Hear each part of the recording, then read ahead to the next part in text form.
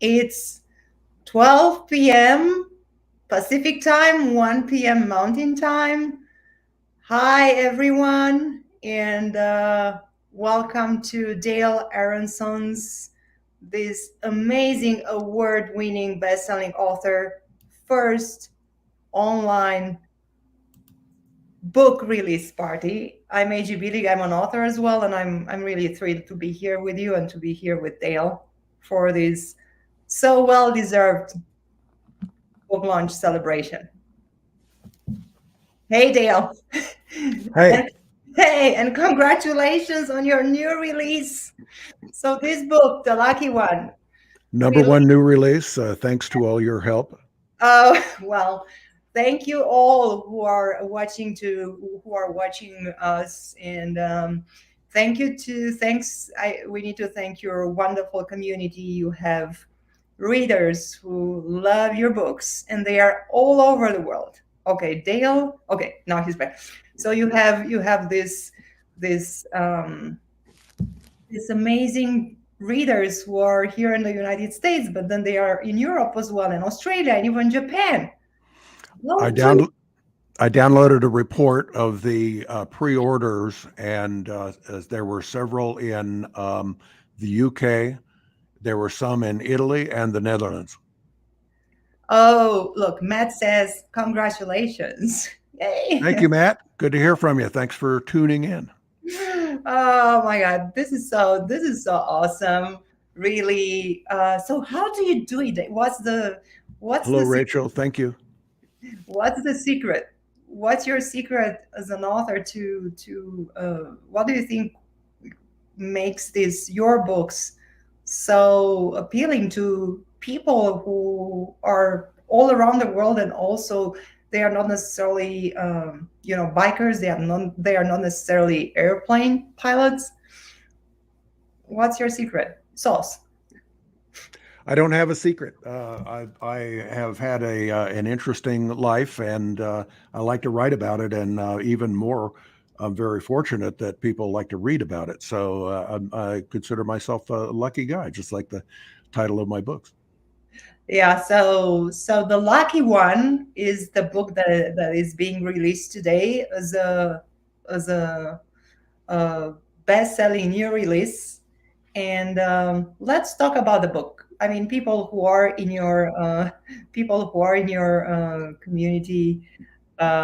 Yeah. So Rachel says you're a great storyteller. I totally agree, Rachel. He's amazing. He's a natural. He was born to do this, among so many other things. But so the lucky one is the sequel. Thank you again, Rachel. I'm sorry. Go ahead. So the lucky one, and guys, by the way, guys and girls, if you have questions, please post your questions in the chat box. So we are live on YouTube and Facebook. So wherever you are, just write down your questions, and Dale will answer them. So until we hear actually read your questions, I want to ask Dale to tell us a little bit more about the lucky one. As I said, the follow up to Better Lucky Than Good.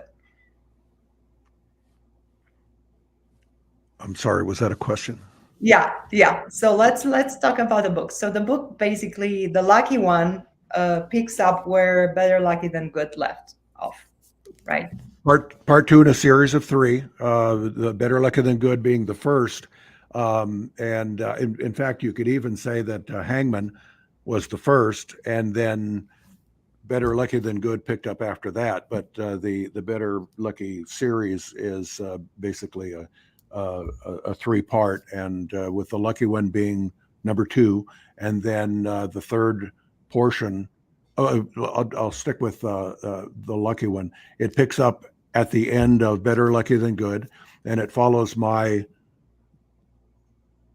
attempts at a flying career where I struggled with a lack of money to just work my way through getting the ratings, and then taking one flying job after another. And I was fortunate to succeed. That's all I can say. And then uh, so it covers the lucky one covers four different flying jobs as I worked my way up, and the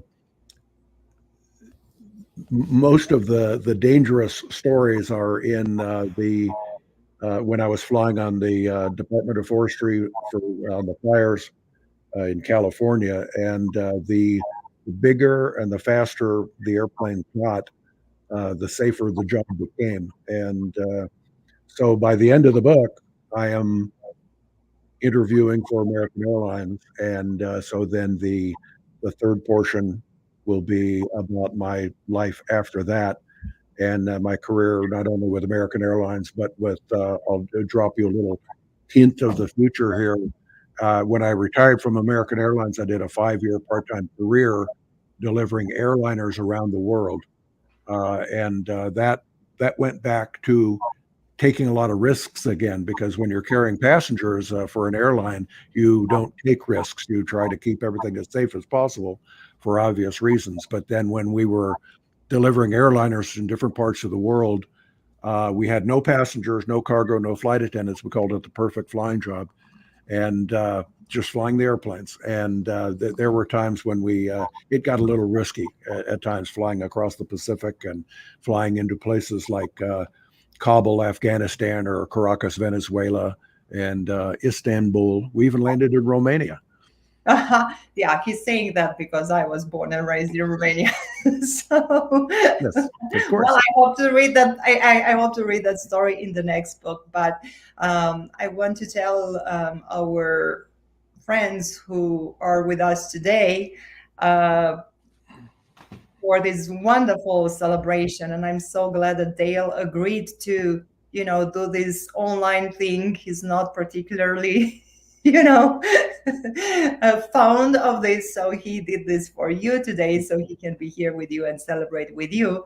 But don't let the title, "The Lucky One," mislead you, because Dale's success is not by pure luck. There was a lot of work involved. It was a lot of desire to succeed, to better himself.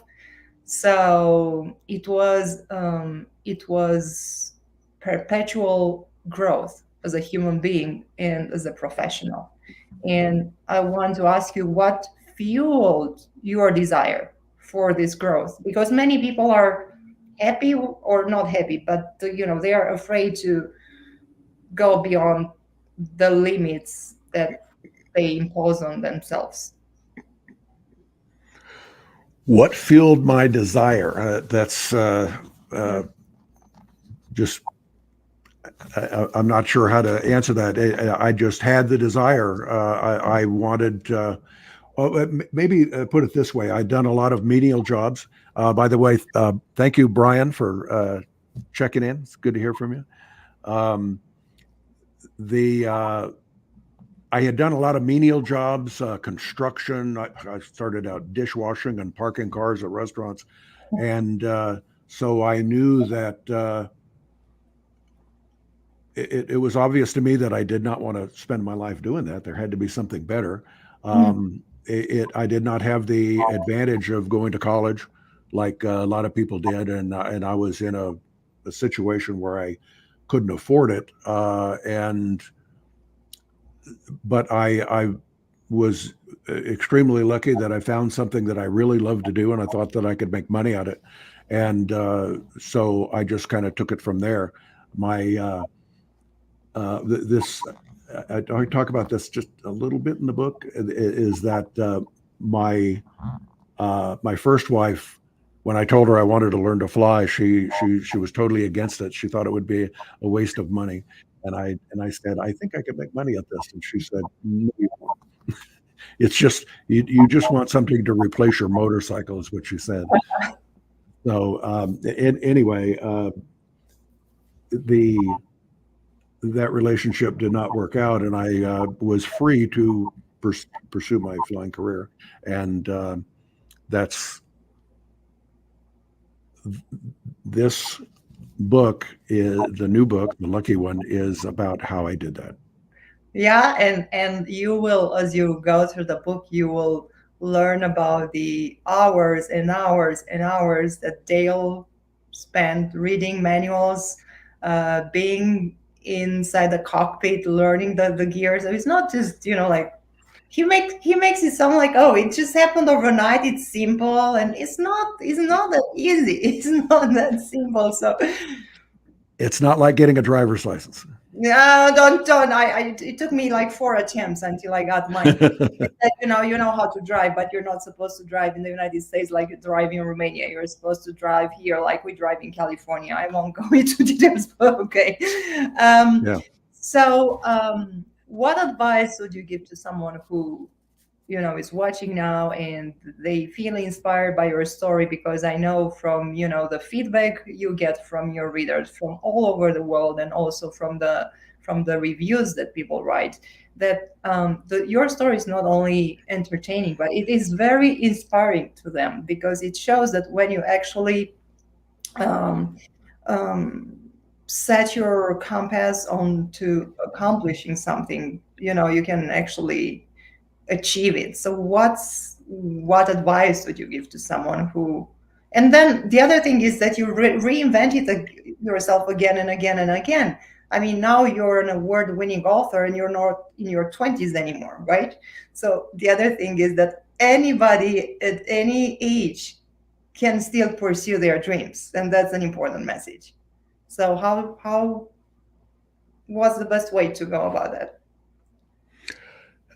Part of my motivation in writing these books is to encourage people to understand that they can, within reason, do Hmm. anything that they really want to do if they have some goal that they thought, if they have all the excuses of why they couldn't do it. I had those too. um, and I like to tell people, don't ever let anyone tell you you can't do something, especially yourself. Hmm. And I can say that because I was doing the same thing. I at first I thought, well, I'm not very good at math, and I have sometimes get airsick in small airplanes, so I may not be able to be a pilot, but I pursued it anyway, and found out that I was far better at math than I thought I would be once I applied myself and I had a reason, a motivation to find out that I could do something better than I thought. Um, it would be sad. I think it is sad for a lot of people.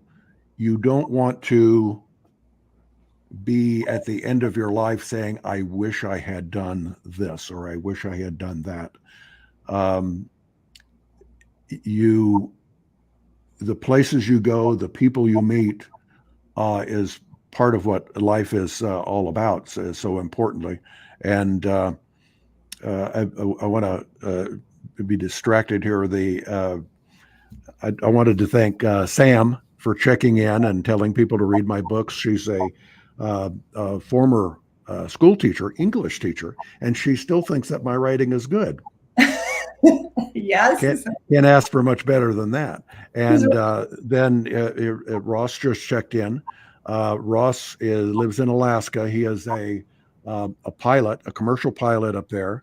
And thanks for checking in, Ross. Good to hear from you. And he has a book out that I would encourage people to read. It's called Finding Carla, and it's available by Ross Nixon. It's available on Amazon, and it's an extraordinary true story about a an airplane crash that changed the nature of aviation in the world today. So, if anybody wants to read another good book, Ross's book is highly recommended. So, anyway, I think I answered your question on why I'm writing these books, to try to encourage people to follow their dreams, um, even when they have excuses as to why that may not be possible. Yeah. And we were together at a book launch. We won't say what book launch, and you were sharing to with someone with the host of the book launch about your life and your books, and th- that person told you that you would make a great motivational speaker because your your stories are so inspiring. So guys, if you agree, please write a comment and tell Dale to do it, because yeah, I totally agree. He has so much to share, and he brings so much to our lives. So thank you, Dale, for doing that. Thank you. I don't have a big desire to be a motivational speaker, with the exception of uh, I would like to not necessarily motivate people, but at least try to help them Oh, if they feel that they need encouragement to be able to do things that maybe they thought they couldn't do. yeah. I see Tiffany checking in.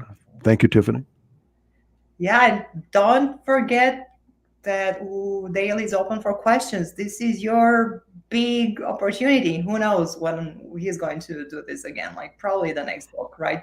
We're going to do another uh, party. So here we've got another great comment from Matt about Hangman.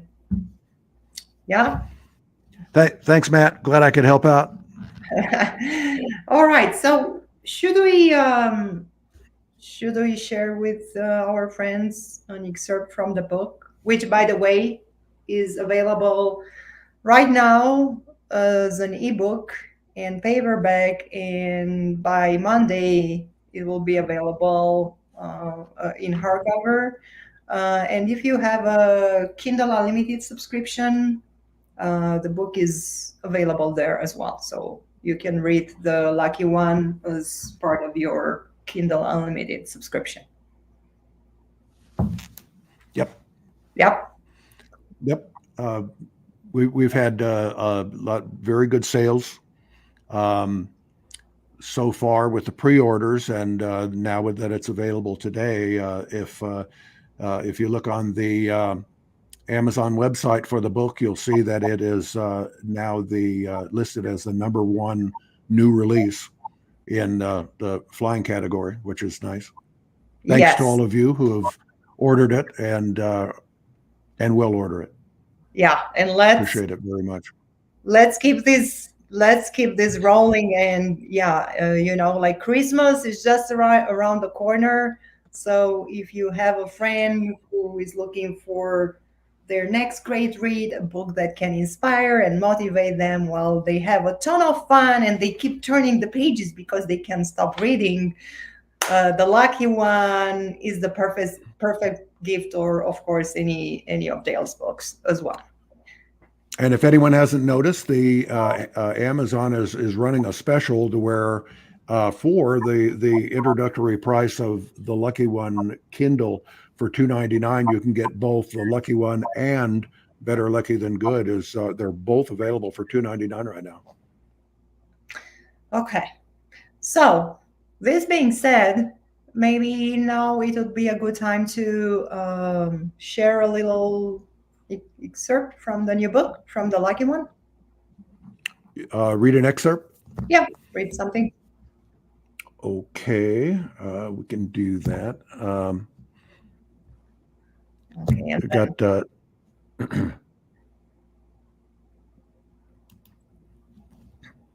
so now you have the full stage. yes. I had it pulled up here, and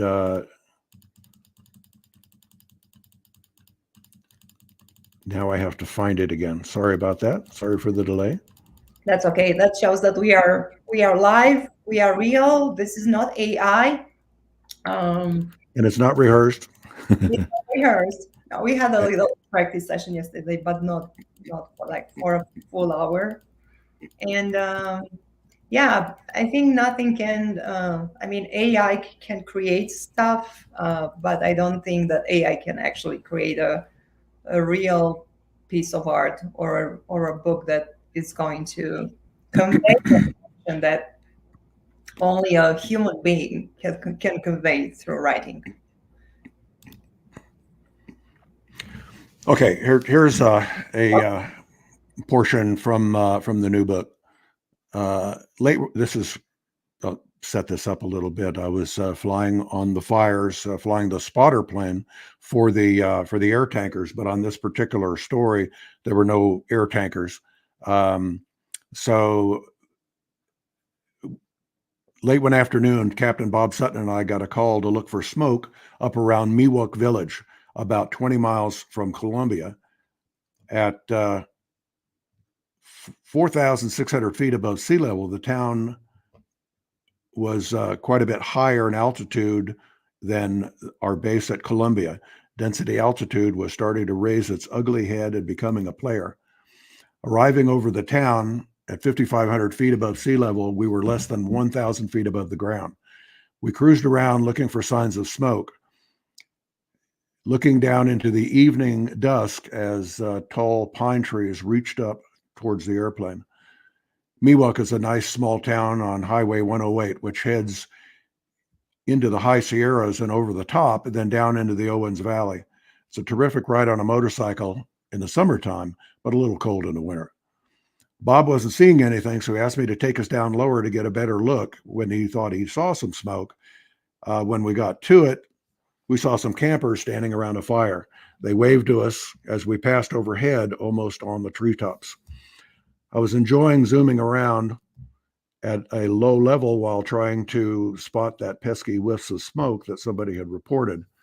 Bob would tell me, turn this way, turn that way. I complied, and I was increasingly losing my sense of situational awareness. Looking down through the trees, we saw scattered homes and a loose-knit neighborhood, some having barbecues and family gatherings. It looked like a great place to live. My mind started wandering. What would it be like to live down there? I had no permanent address, and my only home at the moment was a rented single-wide mobile home near the airport that I shared with Norm, one of the tanker pilots. I was an itinerant pilot moving to where the jobs took me. I absent-mindedly wondered what it would be like to have a permanent home in a pleasant little place like this. I was getting distracted. Finally, remembering my pilot duties, I glanced up through the windshield and noticed a ridge ahead of us. It got my attention because I was looking up at it. Sliding the throttles forward, I checked the manifold pressure gauges and trimmed the nose up for a climb.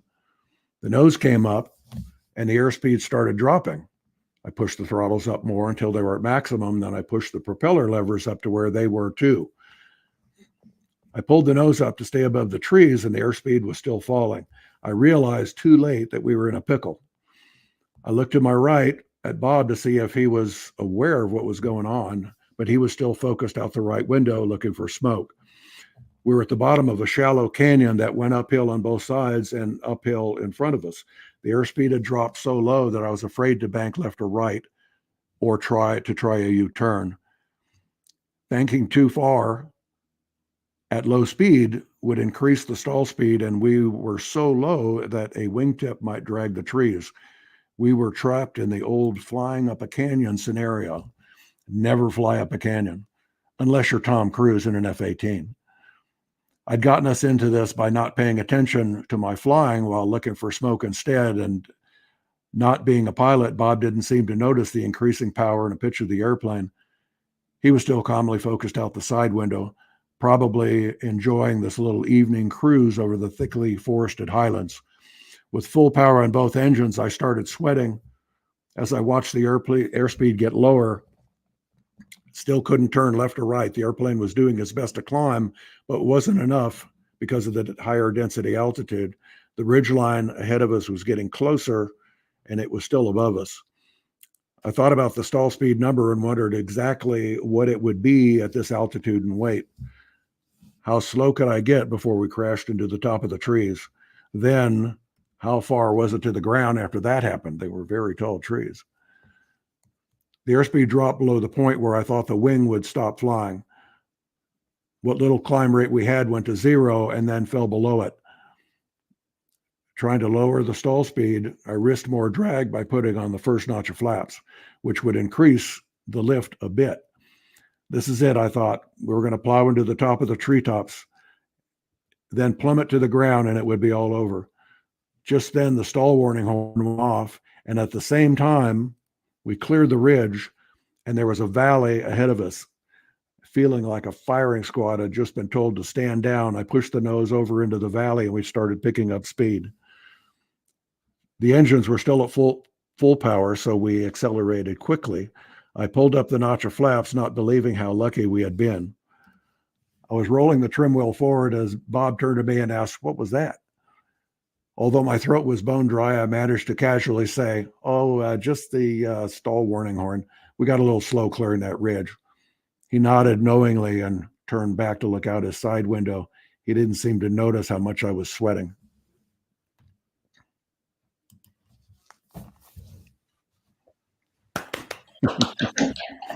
Thank you. Yeah, I bet we were sweating here. Just what's going to happen next? What's is going to be okay? So I bet there are so many moments throughout those years. How do you pick those that you included in the book? So many adventures of all the adventures you experienced. A lot of those adventures, just like the one I just read, many of those adventures are from carelessness, where I get myself into a situation that I shouldn't have in the first place. My first book, in this series, the lucky one, where flying down through British Columbia, I made mistake after mistake and was lucky to survive, which is why these books have the theme of being lucky. And actually, I've been lucky all my life. Oh. All the stories in Hangman, for example, there's a lot of luck involved there too. Mm-hmm. Yeah. Yeah.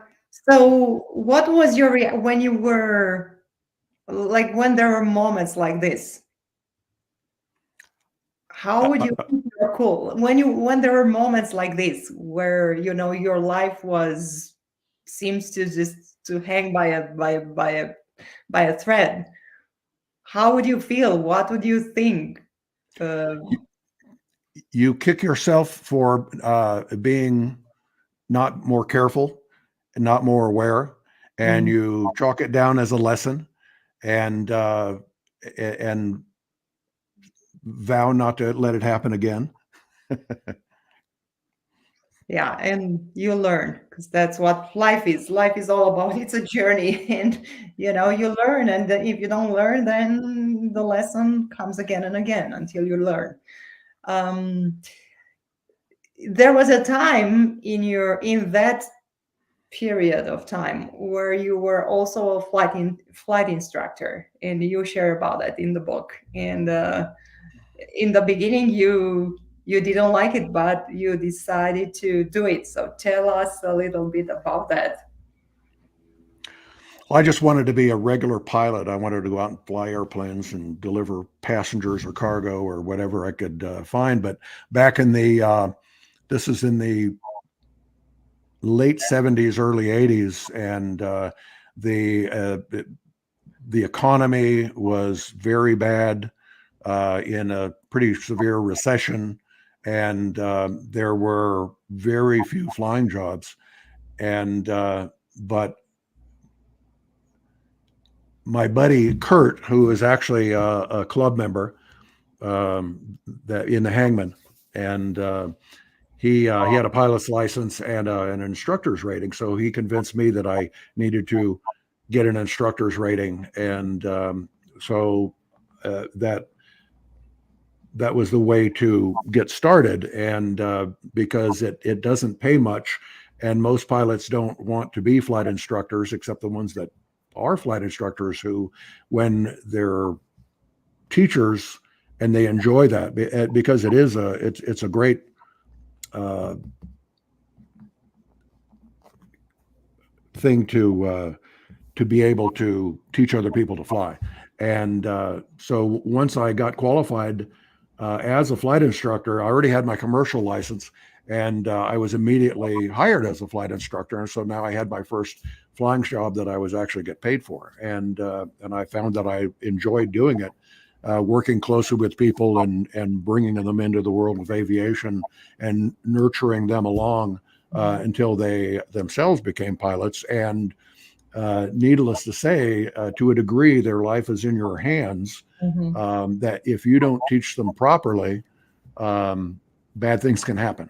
Mhm. And especially when you solo a pilot and you send them off on their own for their very first flight all by themselves, if they don't do it right, it could be a disaster. So that's there's a lot of responsibility there. But it was a great little way to start out my aviation career, and I look back on it fondly, even though I didn't want to do it in the first place. Yeah, and there are more stories in the book, and but to let you in on a secret, like Dale became really good at it, and his students loved him, so he was really good at what he was doing, and he ended up loving that what he was doing as well. The book has many pictures as the other memoirs have, so Dale spent a vast amount of time picking the right pictures to illustrate the book. Uh, The Sorry, I book was distracted. the pictures Thank you, Rachel. Sorry you got to go. And, thanks for the plug on the books. yeah, we are giving our friends here the heads up about what's in the book, other than the beautiful stories. Same as in the other books, there are pictures, so you'll get more insights into that era with the pictures that Dale selected. Yeah, most all the pictures are ones that I took myself. Thank you, Zach. There's a Hangman brother checking in, and I appreciate very much the fact that there's a lot of people that have started reading my books because of motorcycles and are now reading about airplanes instead, kind Mm. of getting out of their comfort zone or whatever you might say. And at the same time, there's a lot of people, whether they are into aviation, that have read Hangman or Against the Wind, and really enjoy those. And a lot of people have said this. I would have never read books about motorcycle clubs or motorcycles in general, and but they still read and love the books as well. So I'm very gratified to all my readers that that like my work and have enjoyed the dangerous history that I was able to make out of my life. Vicariously living dangerously through you. So when you were flying these airplanes, were you still riding your motorcycle um, on a regular basis? Not that regular. I was very focused on my flying career, and uh, I knew that there was would be a lot of money to be made in the future, especially when I was hired by American Airlines. So I backed off a lot from riding the motorcycle because I didn't want to get injured to the point where I couldn't work, I couldn't fly, and then at one point later, after I'd been with American for a number of years, I found that I had this insurance that said that if I were to be injured and I couldn't fly and lost my flying career, that the insurance would pay for my projected earnings until the point that I retired. And so I said, "Oh, that's cool." So I went back to riding motorcycles more. So why did you? Because nowadays, do you still fly airplanes? By the way, nowadays, even a tiny, small one? Do I fly now? No, Not at all. Not even for your own pleasure. no. No. Too. too expensive. But you still ride motorcycles. So back in the day, uh, while you were getting really into flying, was flying? Did you enjoy? Did you enjoy? What would be the differences and the commonalities between riding a bike like really fast and flying an airplane? Well, riding a bike really fast is taking risks and it's fun. Um, Flying airplanes, for the most part, you try to be as safe as possible, even when you're just flying your own airplane. But then again, there is time when it's fun. It's fun to take risks at certain times. Low leveling in a small airplane, flying close to the ground, getting that sensation of speed. That's always a lot of fun, and you can get in trouble for it too if you fly over the wrong areas where somebody gets upset about it, and if they get your tail number and call you into the FAA, you can get uh, reprimanded for it. There's a note from Utah in Germany. Hello, Mhm. Utah. Thank you for checking in. Yeah, it's evening there. I think they are 7 hours ahead, so it must be nine, 8 in the evening. I'm not sure. Um, Yep. then next Top Gun that you should be in that movie, and like teach Tom Cruise a lesson or two about flying, I guess. Uh, uh, In the I'm next sorry. Top Gun, in the next Top Gun movie, you should be in that movie and teach Tom The Cruise. next. In the Oh, next one, yeah. oh, Top Gun. Yeah. Well, I never flew F-18s or Navy airplanes, but um, yeah, I could play an old admiral or something like that sitting behind a desk. No, you can. So how was and that's my last question. And by the way, guys, last minutes for you, if you want to ask Dale questions, please just write them in the chat, and then he'll see your questions, and he will be able to answer the questions. And thank you all for being here today and for your wonderful messages. um, how was it transitioning from flying a small plane and like propeller plane to the Learjet? Because I know that was your dream to fly a Learjet, which is a different type of airplane. So can you talk about that a little bit? It's certainly a progression, and that you start out in small airplanes. And just about anybody that learns to fly, unless you're in the military, usually starts out in two-seat trainers for civilian. And then as you get qualified and you get higher ratings, that's the thing that a lot of people don't understand about the people that aren't pilots, is that you don't just get a pilot's license and then you might go to work for an airline. You have to get continuous ratings and qualifications and work your way up. And that I explain a lot of that in the Lucky One, where it took more ratings, more qualifications in order to get hired, and so it was just a matter of getting into bigger and faster airplanes by getting jobs with certain outfits that uh, allow you to get qualified in the bigger, faster airplanes.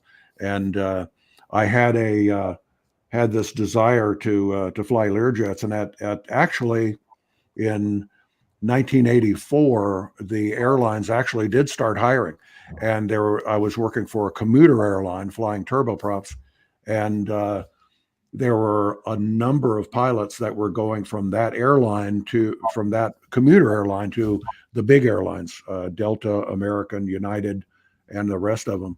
And but I was foolishly telling myself that they would never hire me because I had a no college, and I had an arrest record, and from riding with an outlaw motorcycle club, and nobody was going to touch me in the big airlines. So instead, I pursued this company where I could fly Learjets, and they did hire me, and I worked with them for a couple of years and became a Learjet captain. And so I kind of fulfilled a dream and I'm glad I did it. And I eventually got a buddy of mine talked me into, actually on a dare, he talked me into um, applying for one of the airlines. So I said, okay. And I said, they won't hire me.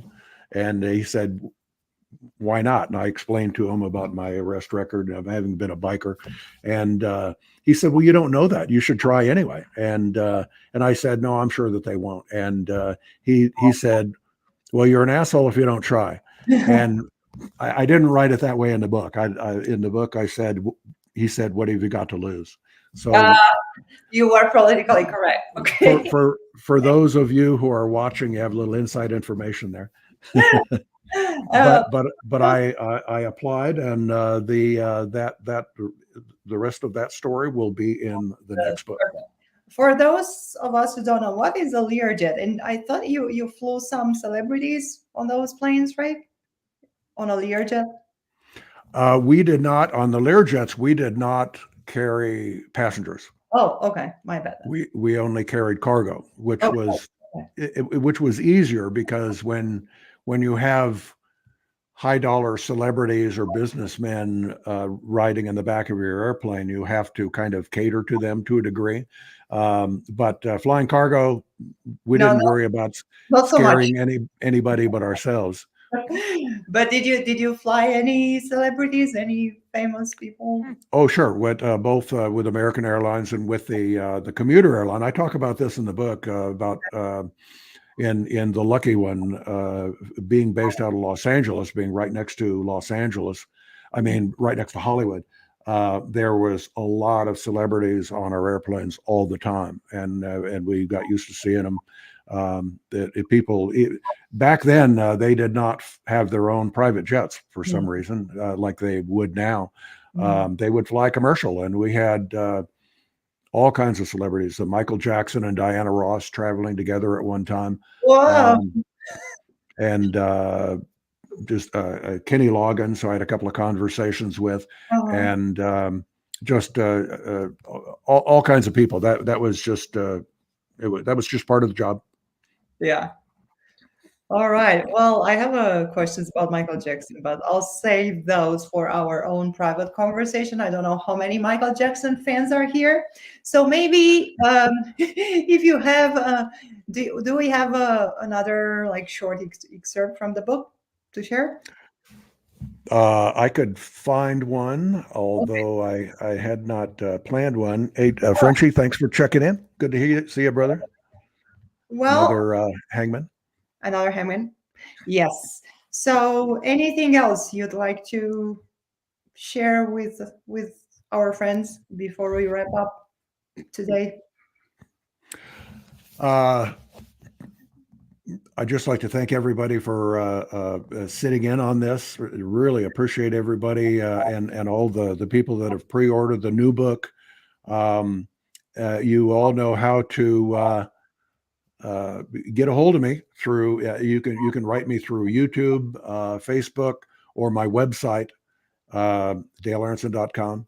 And always happy to hear from readers and friends, and happy to answer any questions. And there's my son, Chris. Apparently just made it up to Alaska visiting. Hey, son. Um, um, so yeah, that's I'm. Where would any of us as a read or as a writer, where would any of us be without our readers? So thank you all very much. well, thank you, Dale, and the newsletter. So if you go to Dale's website, in case you haven't done it so far, he has this monthly newsletter. It's called Dale's Adventure, coming up the first Saturday of every month. Only this month we have this event, so the newsletter will come out next Saturday. So you still have time to sign up if you haven't done it so far. Again, the book is available on Amazon, and yeah, let's keep this momentum going and you know, tell about it to your friends, leave a review because reviews really help authors. And and thank you for being here today, and thank you, Dale, for being you. and for writing these amazing books.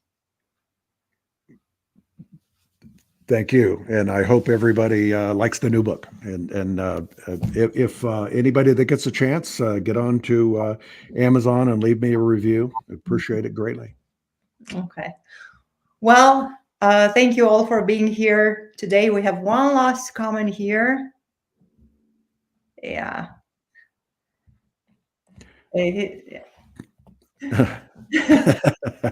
Thanks, Ross. Nice to see a pilot with some humility that can write too. Yeah. Oh, book arrived this morning here. So, Oh, my buddy Vic from Italy. wow. He said the book arrived this morning. See you next summer, hopefully. I've been threatening to get over there and visit him in Italy, and he lives in a wonderful part of the country, and he is another motorcycle rider and a career British Army soldier. So there's all kinds of people. You just never know Yeah. what kind of friends you're going to make when you write a book. Yeah. One last question. So, so the book is out now. Any other like what are the next steps? Any other exciting plans for the beginning of next year? One of the things I'd like to do is Hangman, as everyone knows, is available on audio CD and Audible download. I would like to record the other three books in Audible with myself, with my own voice. So I'm kind of uncertain whether I want to start off on that project or continue writing the next books. The third part of the Better Lucky series, which is about 30% written already, and so I need to work on that. There is a big outcry for another Hangman book, so I have a number of brothers that I need to interview to get more stories, because I used up most of my good ones, at least the ones I could tell in the first Hangman book. And like to say hey to Ronnie checking in. He's one of my 50 caliber shooting buddies. Lives back in Oklahoma, and so anyway, there's no shortage of what I have to do in the future, whether it's recording my books or writing the next ones, and all I need is plenty of readers that are going to want to read them. So yeah, and they are here, so that's not a problem. All right, so the lucky one is available, and so are the other books. $2.99 for the ebook for a limited time. Go get your copy today. Tell your friends, tell your family. Thank you all for being here today. Have an amazing month of December. Bring joy into your life every day, because this month at least is supposed to be a month of joy. Happy holidays. And I'm sure Dale will meet you again for his next book launch. Promise, Dale? Yeah. one last thing before we go. For those of you that didn't check in at the beginning of this, the lucky one is listed as the #1 new release on Amazon, thanks to all the pre-orders from my already readers and friends. So thank you again. Okay. Well, thank you all. Have an amazing rest of your day, or an amazing rest of your evening, wherever you are. And we'll see you at Dale's next book launch. Bye, everyone.